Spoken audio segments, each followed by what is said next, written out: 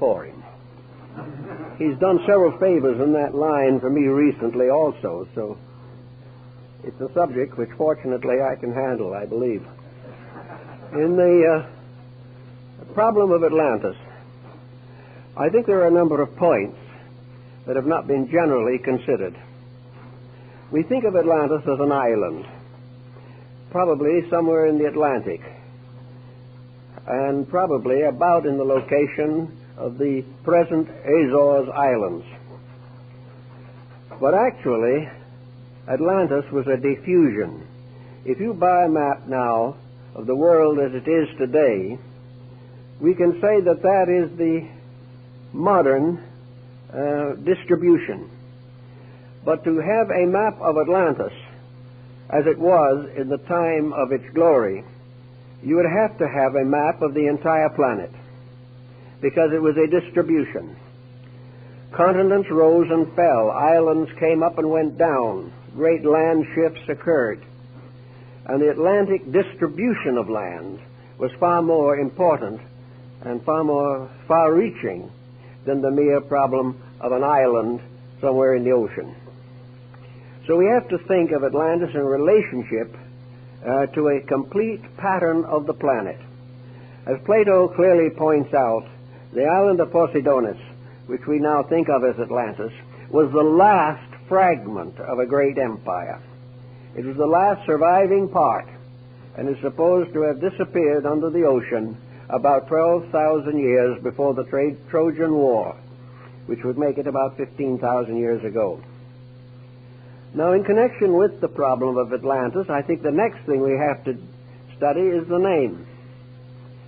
Plato refers to the mysterious empire as Atlantis. He probably received this name, or secured it, from Solon, who in turn had received it from the priests of the Egyptian temple at Sais. Now, the word Atlantis, or its root, is not Egyptian, and it is not Greek. No one seems to be able to trace the origin of the name. It appears on two very important phases of ancient mythology, Atlantis and Atlas. And the root is ATL, Atal. Now, if we look to find a language in which that word or that root is permissible or was used, we find we have to come to the Western Hemisphere, because Atal was one of the month names of the Mayas. It also has more than just a name significance. Its glyph, or its symbol, is a deluge. This seems then to give us the real basis of our word, that we are dealing with a term that represents a world experience, that various countries were involved in it, that the circumstances were known around the entire planet, and that the name that has survived to us today is probably based upon the records on the Western Hemisphere. Now, if we take the general term to represent this mysterious region, we then can find from the Codex Troano, which is in the museum in Madrid, one of the surviving documents of the Mayas, that this particular deluge is marked in the glyphs of the people. The story is told in pictures, but among these pictures there is one in which the sky dragon, or the sky serpent, is pouring water from its mouth, and below this the god of death is dancing on the earth. Now, this was a long time ago, long before the coming of the Spaniards, but the records even go much further than that.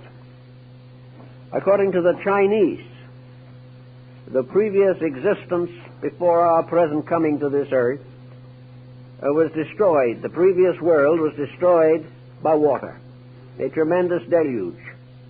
And in the I Ching, the 8 trigrams, basic trigrams, correspond to Noah and his wife, their 3 sons and their 3 wives, were the 8 who were saved. And this is exactly what the Chinese tell us. So the story goes around here and there and everywhere.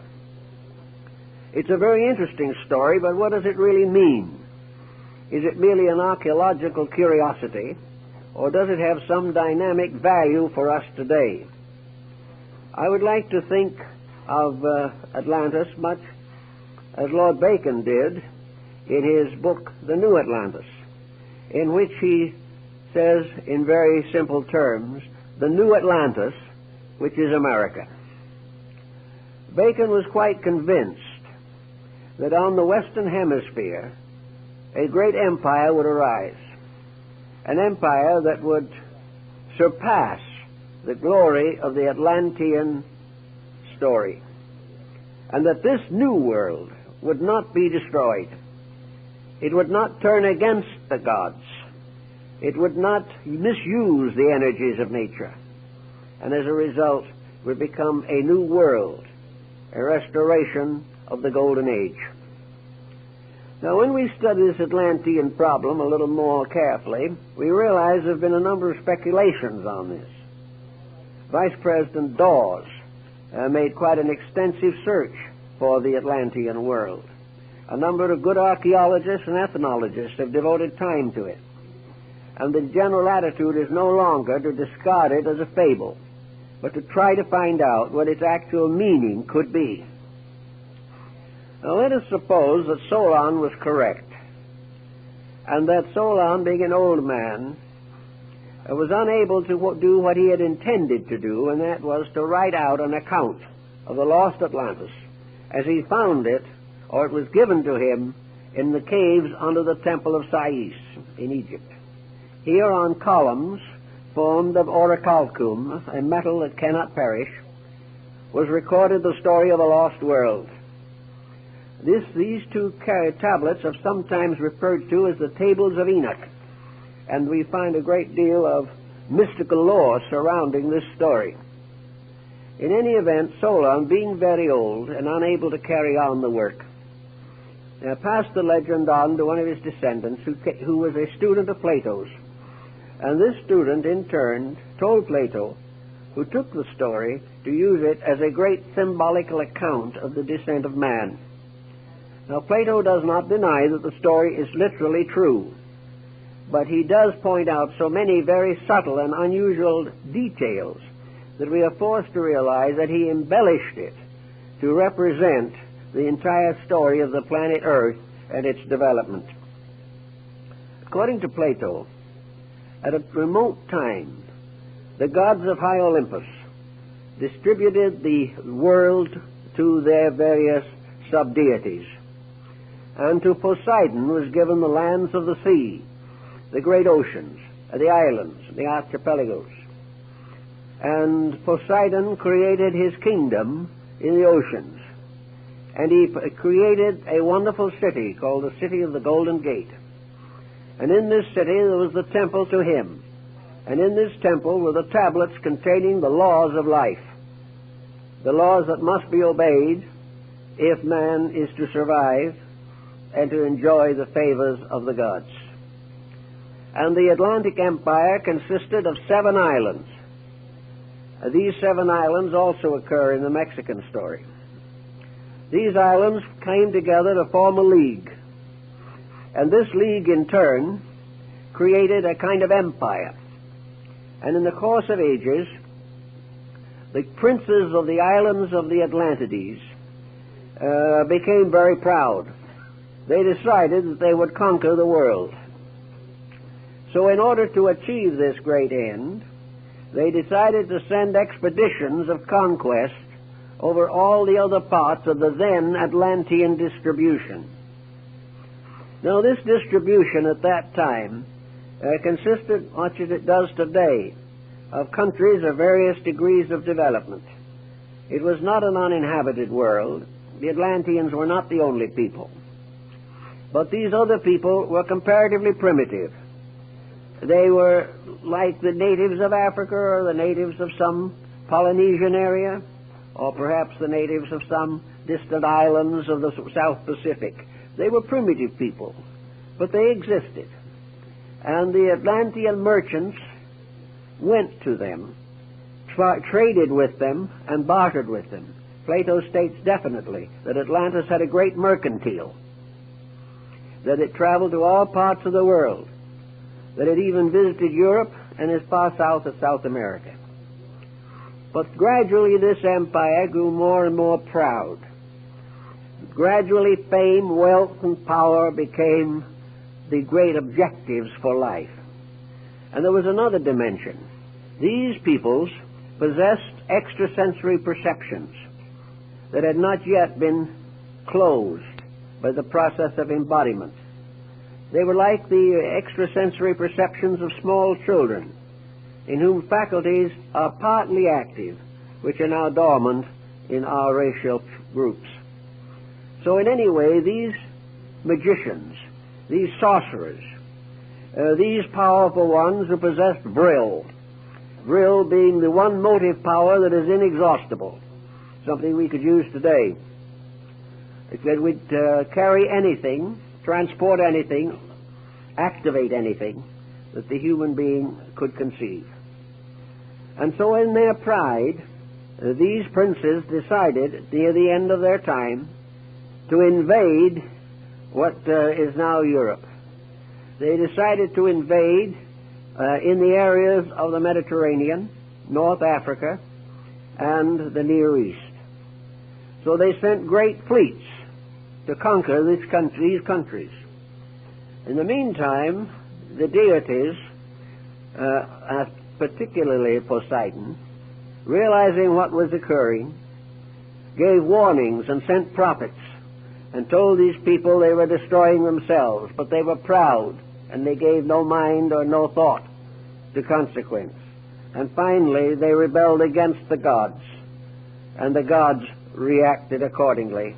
In a single night, the great center of Atlantean culture, the island of Poseidonis, the last surviving fragment of an ancient order of life, disappeared under the ocean, and according to the Maya calendar, carried with it to death 60 million human beings. This was the end of a great cycle of misuses and abuses in which those powers, forces, and principles which had been intended to be of common good to all mankind were perverted and in one way or another turned against the will of heaven, and in consequence they were destroyed. Now this also causes us to have another little interlude here, which I think we should give a thought to. We are told by Plato and several other historians of the time that various agencies, various merchants, travelers, explorers from Atlantis visited other lands. And among those who visited other lands were the priests of the Atlanteans, those who worshipped the great golden serpent. Serpent worship was one of the oldest religions of the world. Now these various missionaries, shall we say, went to primitive people, as we send missionaries today to underprivileged or gradually evolving groups. And these missionaries set up various institutions in the distant parts of the empire, the parts that were not actually destroyed by the destruction of the Atlantean centerland. Now, it seems to me, and I realize that this is hypothetical, but it seems to me that this explains a series of legends and myths which are of interest. We are told, for example, that the people of Chaldea and Babylonia were very primitive, that they had not yet discovered the use of fire, that they did not know how to cook food, they did not know how to keep records, they had no medical knowledge, they had no laws to live by and no governments except tribal communes. And in the midst of all this time, while they were living along the shores of the sea, one day something strange happened. A being came out of the sea. This being, whom they called Oannes, had the body of a fish and the head of a human being, and wore on his head the head of a fish on end. If you see the old pictures, you realize that his hat was what we call today a mitre. which is practically exactly the shape of a fish's head. And this man who came out of the sea had scales. Now, scales could very well represent armor. He carried symbols with him, and he was a good man. And he came to these people, and he taught them. He gave them a written language. He gave them the knowledge of agriculture. He taught them astronomy and the mystery of the stars. He helped them to build a permanent government, introduced them into the mysteries of architecture and the building of cities. And he also taught them the mysteries of heaven and the ways of the gods, and taught them to live in obedience. And he told them that in due time he would return. And then he went back to the sea, promising to come back one of these days, sometime in the future. And he walked out into the sea and disappeared. Now this seems to me to be a veiled story, could be a veiled story, of an Atlantean traveler, a missionary perhaps, who came to these people very much as the Chaldeans coming along the coast of Brittany and France gave them the beginnings of the culture of the Druids. This one who came out of the sea, dressed in armor, probably came on a ship, which came over the horizon and was regarded as evidence that he came out of the sea. The most important thing, I think, in the legend is that he promised to return. So they waited. And they kept his laws and they kept his rules for years, but he never came back. Now, on the opposite side of the world, something else was happening. The people of Central America were living in a very primitive state. Some of them were cannibals. They had no homes except rude huts. They had no instruments except cut from stone. They did not know how to cook their food. They had no written language and no way of recording their history, no knowledge of any of these things. And while they lived in this primitive condition, a strange thing happened. An old man came to them, riding on the back of serpents. And he came to the shore, and he was welcomed by them, these peoples. And his name is preserved in the three great languages of the central culture of the period and time and place. To the Aztecs, he was Kukulkan. To the ones who lived around Palenque, he was Wotan. And to the Mayas, he was Quetzalcoatl, the feathered serpent. And this man came from the sea with a bonnet of wonderful plumes, almost like wings. And on his breast he carried a cross. He came to them, and they received him with regard and esteem. And he taught them all the things that Oannes had taught the Chaldeans. He helped them to establish a permanent way of life. He gave them the beginnings of a written language, the only written language in the Western Hemisphere. He gave them good government. And then he said, now I go away. But keep the rules that I've given you. And in due time, I will return and claim the empire. But in the meantime, obey the principles I have taught. And these principles were of very high quality morally and ethically. Then this being went to the shores of the sea. And as he stood there, he said to the people that had assembled that a very bad power was coming to them. Tezcatlipoca, the god of war, was going to come from the south to destroy their empire. They should be true, however. They should keep the rules, and then he would return. Then there are two accounts of what happened to him. One that he called to the sea, and the raft of serpents returned. The raft of serpents could well have been a ship, with the very animal heads and so forth that were engraved and written or painted or carved on the heads of ships. The other explanation is that he was transfigured and rose to become immortalized and deified in the planet Venus. He said, I will come back. But he never came. And when the Spaniards arrived, many centuries later, and their ships were anchored, the Aztec Emperor Montezuma took the plumes on the crowns, took all the symbols of regality, and sent them by ambassador to Cortes, saying that he was Quetzalcoatl returned, and that therefore he was returning the kingdom which his people had kept trustworthy for ages. These stories are interesting. There's nothing you can do but remember these strange stories. The same story exists in China. In China, the world's reformation, the restoration of humanity, was the result of a mysterious being who came out of a fish's mouth and, rising out of the sea, taught them the secrets of life. In India, Vishnu, in his first incarnation, is born from the fish's mouth. Everywhere the sea was the source of instruction. Something came from the sea.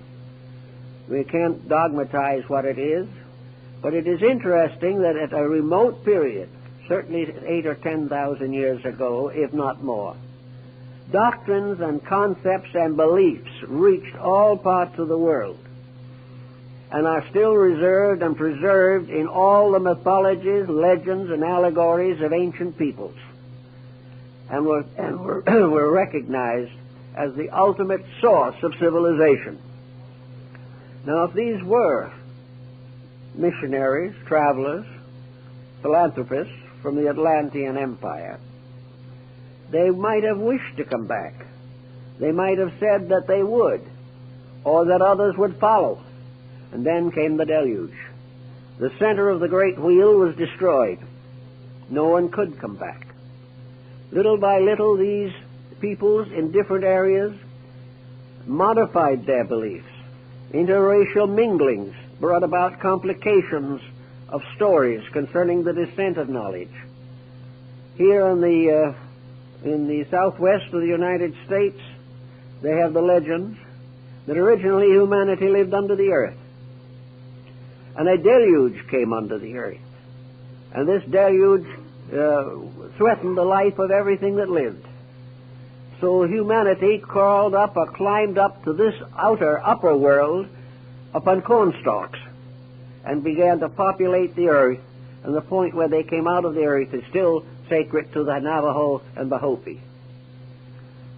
Years ago, I had the privilege of bringing to California temporarily as my guest one of the last of the great sand painters of the Navajo, Hosteen Claw.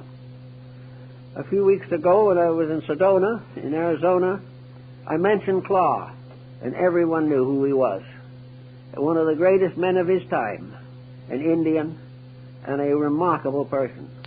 At that time, when he was up there, we had just published our large book, and I wanted him to see it. He spoke no English. He had no idea of what the book was about. So I turned to the plate of the Table of Hermes, just in passing along through the book. You'll find it if you have it. And the old Indian stopped right there. It was Chaldean. He didn't know what Chaldean was, never heard of it.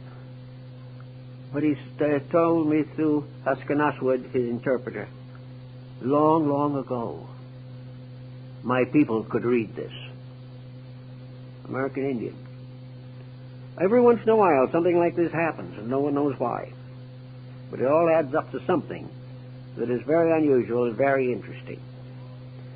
I think if we follow all of the traditions that exist, we would summarize the highest terminal aspect of Atlantean culture as a very high culture, with scientific knowledge, with good map making, with many types of industry, arts, and sciences, accredited as having the first to domesticate the horse, with hospitals and clinics, and with various types of locomotion. And according to the old stories, the Atlanteans had the secret of flying through the air. We can doubt all these things. We don't know for certain. But we do know that there was on this planet at least 12, 15, 50,000 years ago, because the Atlantean diffusion and its empires probably lasted for better than 200,000 years before the final destruction of Posidonius, that there was a great civilization. One of the Hindu scriptures says, referring to the earth, the Great Mother has shaken many civilizations from her back. And maybe Atlantis was one of them. Maybe Lemuria was another. Perhaps Hyperborea was another.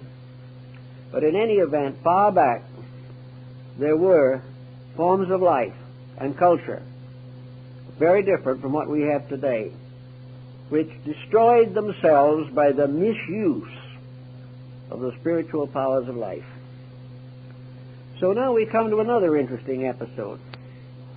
In the last few years, there's been a great deal of emphasis upon extraterrestrials visiting our planet.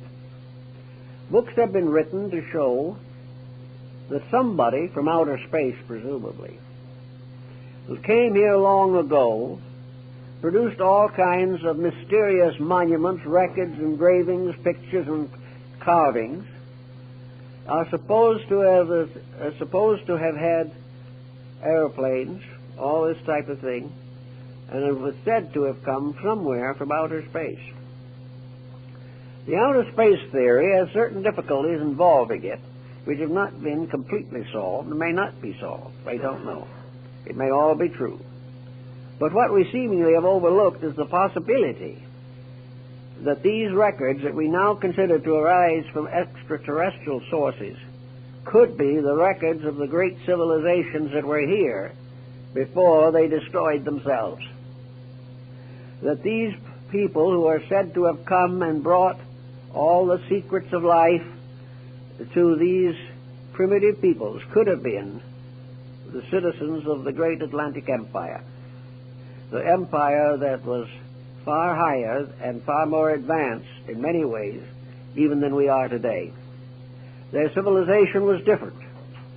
They were not bound tremendously to an industrial program. They didn't need it, and we wouldn't need it if we developed the resources within ourselves. The idea that we have to run the planet the way we're running it now simply means that we do not recognize that within ourselves are the answers to the questions that we now find so difficult. That actually, if we use the interior potential we have, we would have no need of all the problems of depressions and all the mysteries of exploitation that we suffer from today. How would it be to imagine for a moment at least that these so-called visitors were actually the Atlanteans? There is a long story of their activities, whereas the story concerning extraterrestrials is rather dim and hard to put together. We base the extraterrestrial idea on one point alone, namely that something was brought here or came here at a time before it would seem possible that the human being could have developed or evolved these resources. Some believe that they brought with them electric batteries. Others believe that they wore space suits. Some say they came in space ships. But none of these things really exist to our minds except in the form of paintings and carvings and imageries of one kind or another. The main foundation of our belief is that something happened by which a culture came here or was here prior to our ability to trace its source. If we assume that there was a great source already here, it would simplify a number of matters and make it much easier to account for the travel of these mysterious visitors. Suppose these mysterious visitors were simply part of an advanced culture here. I think we have the same thing in problems today. There are still areas in this planet right now where it is very dangerous for strangers to go. There are still primitive peoples who have no idea whatsoever of civilization and have never heard of it. And in spite of the tremendous spread of our way of life, there are large areas which have not been touched, or so lightly as to mean very little. If in a more ancient time, most of the planet consisted of comparatively primitive peoples, and the last of the great Atlantean diffusion, Posidonus, was an isolated island, separated by water from practically all other areas on Earth. Most people living in other parts of the planet would have no knowledge of it, or if they had a knowledge, it would only be a legend, and perhaps the legend is responsible for another series of interesting beliefs. The World Mountain, Olympus, Asgard of the Nordic peoples, the whole series of the demigods who walked with men, the individuals who had apparently supreme power. Montezuma bowed down to them, and they were Spaniards in armor, and Montezuma believed from reports that these men were centaurs, half man and half horse, and was not able to understand that these men were riding horses, which the Indians knew nothing about. Here, less than 500 years ago, we have a situation in which a higher cultured civilization moved in on the primitive one and was mistaken for gods until they proved that instead of being gods, they were ravishers of the earth. So, with that type of thinking, we might also find a source for much of our religious thinking. These mysterious priests of the serpent of the city of the sun. These priests were undoubtedly wise in the mysteries of life. The ancient rites and mysteries of the Greeks and Romans and Egyptians, the secret and esoteric teachings that have descended to us from unknown antiquity, may very well have originated among the esotericists of Atlantis. There also seems to be quite a little evidence to the effect that when the great decision was made and the gods decreed that the Atlanteans had destroyed themselves and must be removed from the earth, that prophets arose among them in those last days before the end. And these prophets warned the people that they had disobeyed the gods, that they had sacrificed all that was good for selfishness, avarice, and power. And these prophets led certain groups of the Atlanteans away from Atlantis and into what is now Europe and the Near East. These peoples survived.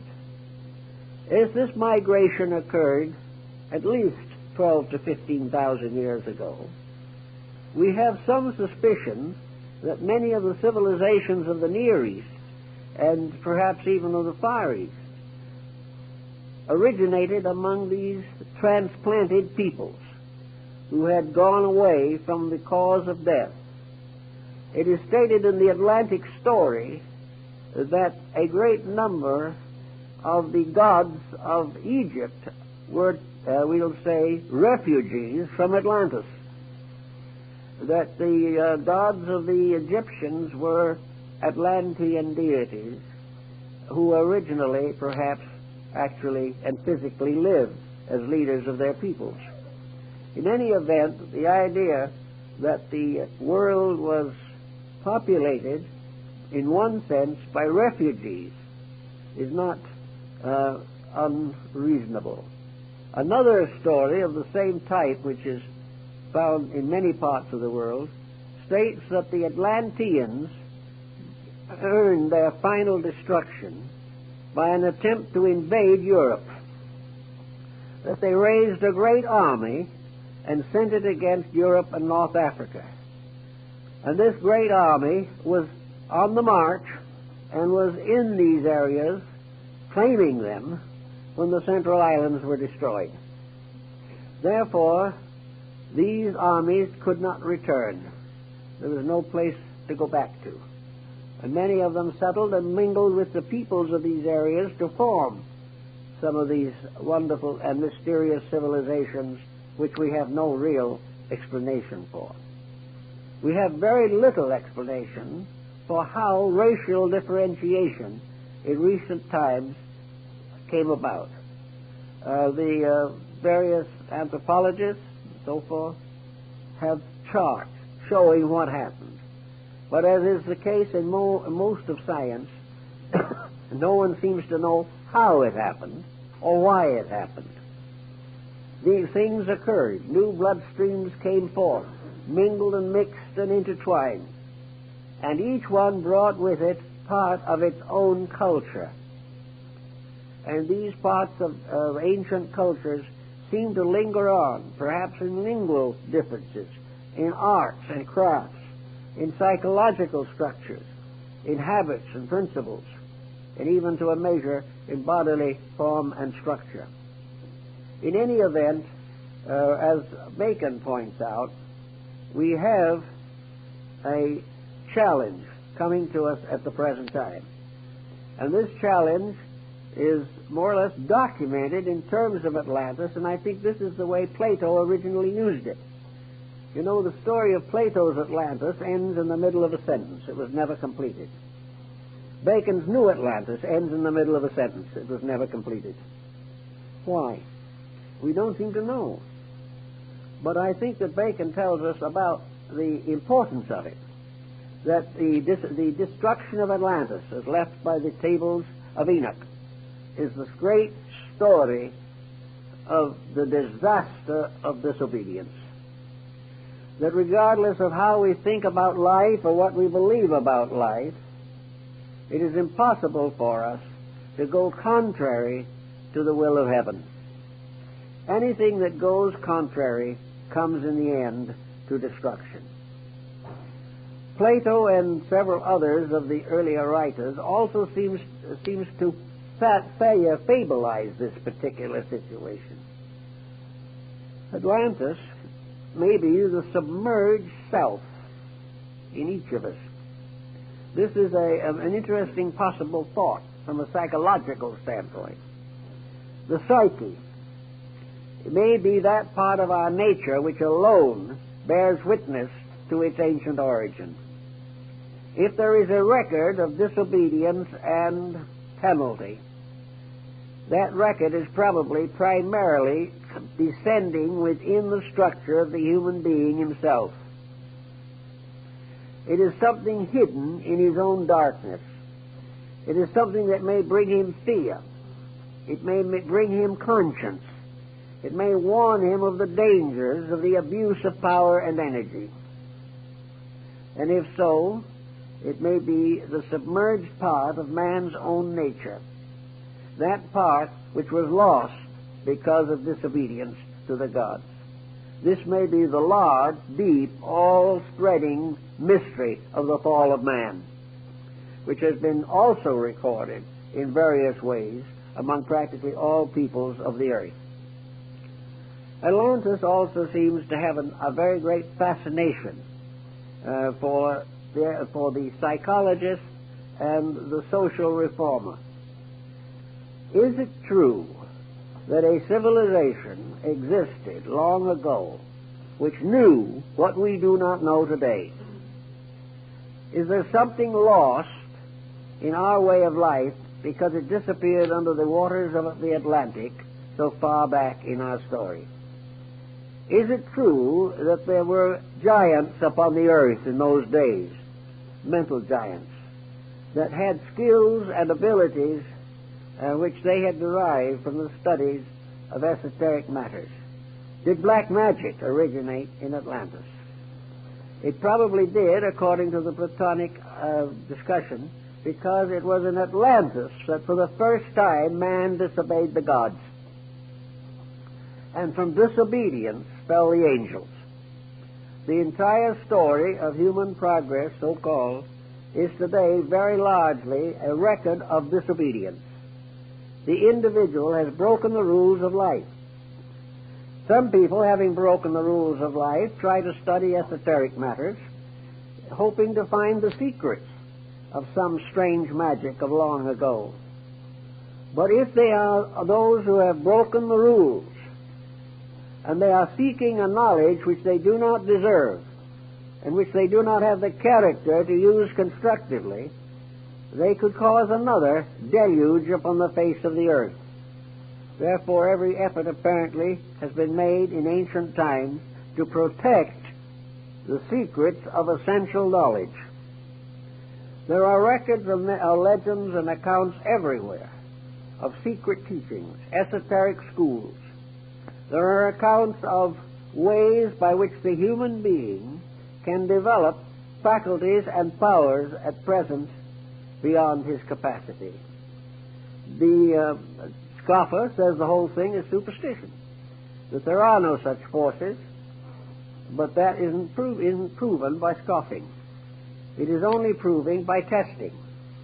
I remember years ago, when I was in India, I met an old gentleman whom I make the hero of a book called The Guru. This old gentleman was a guru. I was never a disciple of his or anything of that kind, but I did know him. And we've talked about many things relating to the Yoga, Vedanta, Tantra of India. These secret arts which are said to have been given to the world by the gods in ancient times. And in talking about it, you see, this old gentleman was sitting there very quietly on a little white square like a sheet in his room in a little stucco house in Calcutta. He was sitting there in about 11 feet of his own hair. So I said to him, I'm going back to the States, and as one of the holy men of India, have you a message you would like to have carried to the American people? And the old gentleman, sitting in the midst of his hair, where it joined his head it was pure white, at the outer ends it was black, looked me straight in the eye and said, "Yes, there is. Tell the American people to be practical." That sounds like a very strange thing to say under the conditions. Because if there ever was anything that ever looked impractical, it was what he was doing. So I carried that question a little further. And he explained to me, he said, I would like to make a recommendation. He says, send over to us 5 or 10 of your best equipped scientists, the ones who have the greatest knowledge that your academies and schools, universities, and institutions can produce. Leave them with us for 10 years, and they will reform Western wisdom. We've built it all on the outside, when in fact we have failed in the greatest mystery of all, the realization that within ourselves are the secrets we are searching for everywhere else. And also within ourselves are energy resources which cannot be exhausted, and that there can be and should be an over-science of life by means of which human beings could build a world that would endure, a world that would be worth living in for everyone who lives here. Now, the old masters of the magic of Atlantis lost all by perversion. They lost themselves and they lost their lives. They lost their world and their beautiful cities and their temples. Nothing remained because they failed. Now, at the moment, we can also remind again of the Atlantis of Bacon, namely what we have to do. He said, Bacon in the New Atlantis said that we might say the motto of the great Atlantean experiment was that man should learn to know all that is possible for man to know, and should then